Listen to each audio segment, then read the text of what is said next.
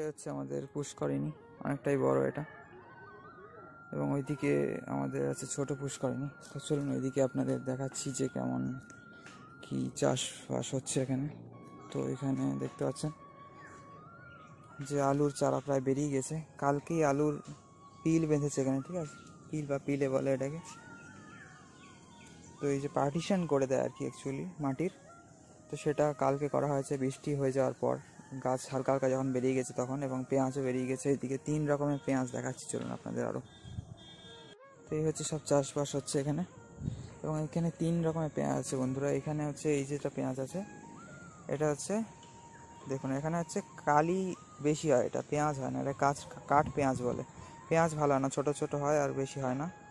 এবং এইটায় পেঁয়াজও মোটামুটি হয়, কালিও মোটামুটি হয়, ঠিক আছে, সবই হয়, কোনোটাই বিশাল না, বাট হয় দুটোই। এবং এইটা যে বীজ ছড়ানো হয়েছে,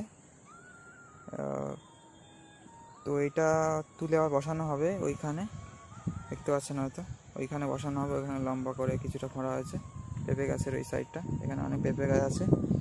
তো এই যে পেঁয়াজ গাছ, এটায় কালি কম হয় এবং পেঁয়াজ খুব ভালো হয়, ঠিক আছে, এইটাই।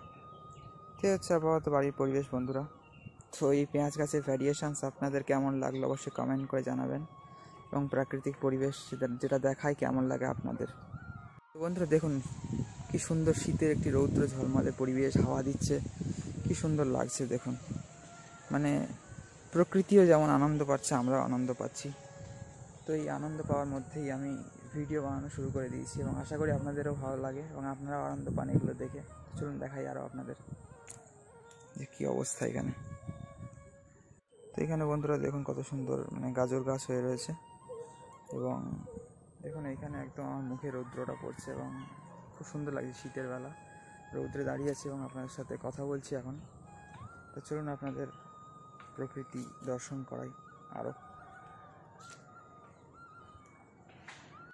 তো এইগুলো একজন জড়ো করছে, সামনে গাছ কাটা হয়েছে আমাদের দুটো, একটা বড় একটা ছোট, একটা বড় নিম গাছ, একটা গাছ কাটা হয়েছে। এবং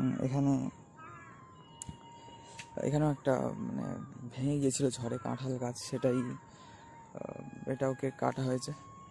তো এখানে এই হচ্ছে পরিবেশ, দেখুন কি সুন্দর শীতের একটি রৌদ্র ঝলমলে পরিবেশ, খুব সুন্দর লাগে আমার এরকম শীতকালে, মানে রৌদ্র বেরোলে এত সুন্দর লাগে যে বলে বোঝানো যাবে না। এটা হচ্ছে আমাদের ছোট পুষ্করিণী, এই বোটটা উঠলাম আমি। তো দেখুন কত সুন্দর লাগে এখানকারও পরিবেশ, কেমন লাগে আপনাদের অবশ্যই কমেন্ট করে জানাবেন বন্ধুরা। আপনাদের কমেন্ট না হলে বুঝতে পারি না আমরা যে কী ধরনের ভিডিও ভালো লাগে আপনাদের, ঠিক আছে। তো চলুন দেখুন সুন্দর লাগে, এখানে প্রজাপতিও ঘুরে বেড়ায়, আমি ভাবলাম প্রজাপতি ঘুরে বেড়াচ্ছে, ওটা আমার ফোনের মিস্টিক সিলভার, তো এটাই হয়তো মানে ফোকাসিং হচ্ছিল আলো থেকে।